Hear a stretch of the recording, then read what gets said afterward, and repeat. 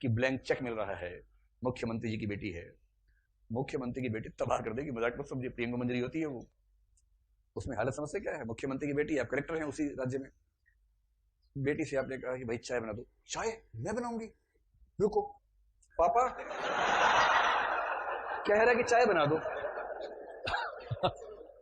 पापा कह रहे दे फोन का मख्त में बना दो, चाय बना दो। चाय बनवाएगा मेरी बेटी से, चाय बनवाएगा। अरे सर, ससुर भी नहीं कह रहा, सर कह रहा है बेचारा, सू हट गया बीच में से, सर हो गया।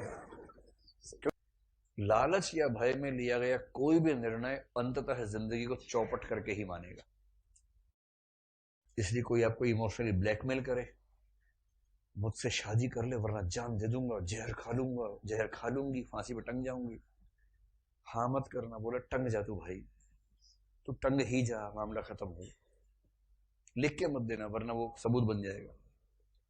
अकेले में मौखिक धीरे से, ताकि रिकॉर्ड भी ना कर सके, टंग जा ऐसे, ठीक है।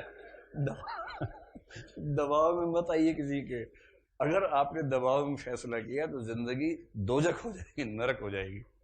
और लालच में किया कि ब्लैंक चेक मिल रहा है, मुख्यमंत्री जी की बेटी है, मुख्यमंत्री की बेटी तबाह कर देगी। मजाक मत समझिए, प्रियंका मंजरी होती है वो, उसमें हालत समझते क्या है? मुख्यमंत्री की बेटी, आप कलेक्टर हैं उसी राज्य में। बेटी से आपने कहा कि भाई चाय बना दो, चाय मैं बनाऊंगी, रुको पापा कह रहा है कि चाय बना दो। पापा कह रहे दे फोन का मख्त में बना दो, चाय बना दो। चाय बनवाएगा मेरी बेटी से, चाय बनवाएगा। अरे सर, ससुर भी नहीं कह रहा, सर कह रहा है बेचारा, सू हट गया बीच में से, सर हो गया। क्योंकि सीएम है ना भाई, सीएम है ना, क्या करे। नहीं sir, sorry sir, sorry sir, शाम को मेरा ट्रांसफर हो गई, जेल प्रमुख बना के भेज दिया है, जाओ जेल संभालो। तो बड़ी दिक्कत रहती है ऐसे मामले में।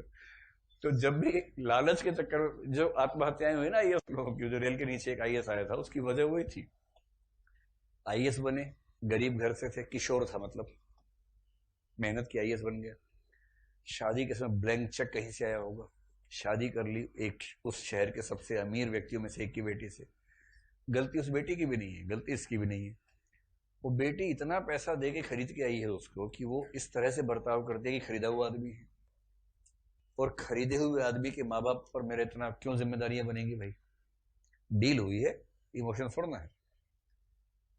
तो सर माँ बाप परेशान है तो बहू मानती नहीं हमारी बात, बहू कह रही मानो ही क्यों, डील में तो थे ही नहीं कहीं, डील तो तुम्हारी हुई थी। पति परेशान है, उसको समझा रहा है कि देखो मेरे माँ बाप है तो है, क्या करूं। माँ बाप को समझा रहा है कि देखो ना बहू है तो क्या करें। और वो बेचारा चक्कर घिन्नी की तरह पिसता जा रहा है। अंत में लगा इनसे पिसने से बढ़िया ट्रेन के नीचे पिस जाता हूं, एक ही बार में मामला निपटेगा, खत्म तो होगा। और ट्रेन के नीचे आके मर गया। ये होता है लालच के चक्कर में। समझ गए? नहीं समझे? ब्लैंक चेक के चक्कर में मत रहना, वरना ट्रेन, बहुत दर्द होता है ट्रेन से, ध्यान रखना। तो ये लालच में फंस गया था। और जब व्यक्ति की जिंदगी चौपट होनी शुरू होती है ना, चौपटीकरण जब शुरू होता है जिंदगी का, एक समय तक उसे पता क्या लगता है, बस मैं ये कर लूं, फिर ऐसा हो जाएगा, फिर ठीक हो जाएगा, फिर मेरे कंट्रोल में चीजें आएंगी। और धीरे धीरे धीरे धीरे कुछ नहीं होता। सर्वेश्वर की कविता है, धीरे धीरे कुछ नहीं होता, सिर्फ मौत होती है। इसमें भी वाह कर दिया। बहुत बड़े दरबारी हो यार आप लोग, इसमें बहुत बड़े बड़े दरबारी हो। आपके लिए सही शेर वो हैं जो बस के अंदर लिखे होते हैं, या ट्रक के पीछे लिखे होते हैं ना। आपके लिए सही शेर वो है, 40 पे चलोगे बार बार मिलेंगे, 80 पे चलोगे हरिद्वार मिलेंगे। आपके लिए वो वाला शेर ठीक है। आपका टेस्ट उसी लेवल का है, तो उसी लेवल पे बात होनी चाहिए, ठीक है। अमीरों की जिंदगी बिस्किट और केक पर, ड्राइवर की जिंदगी स्टीयरिंग और ब्रेक पर, ऐसे वाला, ये वाला शेर। आपका लेवल अब मैं समझ गया, आप ठीक फ्रीक्वेंसी मैच करेगी। अब आपको मैं वो वाले ऑटो वाले, ट्रक वाले शेर सुनाया करूंगा जो आपका दरअसल मतलब रुचि का स्तर है। तो वो जो वाक्य है 4 गौर फरमाइए।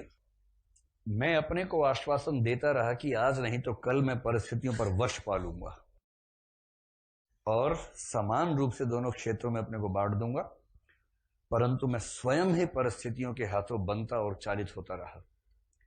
जिस कल की मुझे प्रतीक्षा थी वह कल कभी नहीं आया और मैं धीरे धीरे खंडित होता गया और एक दिन मैंने पाया कि मैं सर्वथा टूट गया हूं। मैं वह व्यक्ति नहीं हूं जिसका उस विशाल के साथ कुछ भी संबंध था। यह है जिंदगी का सार। और फिर ये कह रहा है कि तुम्हें लगता होगा कि कश्मीर जाते हुए मैं यहां पर क्यों नहीं आया।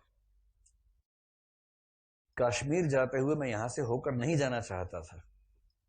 मुझे लगता था कि यह प्रदेश, यहाँ की पर्वत श्रृंखला और उपत्यकाएं मेरे सामने एक प्रश्न का रूप ले लेंगी। फिर भी लोभ का संवरण नहीं हुआ। और उसके बाद, मैं तब तुमसे मिलने के लिए नहीं आया क्योंकि भय था कि तुम्हारी आंखें मेरे अस्थिर मन को और अस्थिर कर देंगी। मैं यह आशा लिए हुए चला गया कि एक कल ऐसा आएगा जब मैं तुमसे यह सब कह सकूंगा और तुम्हें अपने मन के द्वंद्व का विश्वास दिला सकूंगा। यह नहीं सोचा कि द्वंद्व एक ही व्यक्ति तक सीमित नहीं होता, परिवर्तन एक ही दिशा में व्याप्त नहीं होता। इसलिए आज यहां आकर बहुत व्यर्थता का बोध हो रहा है।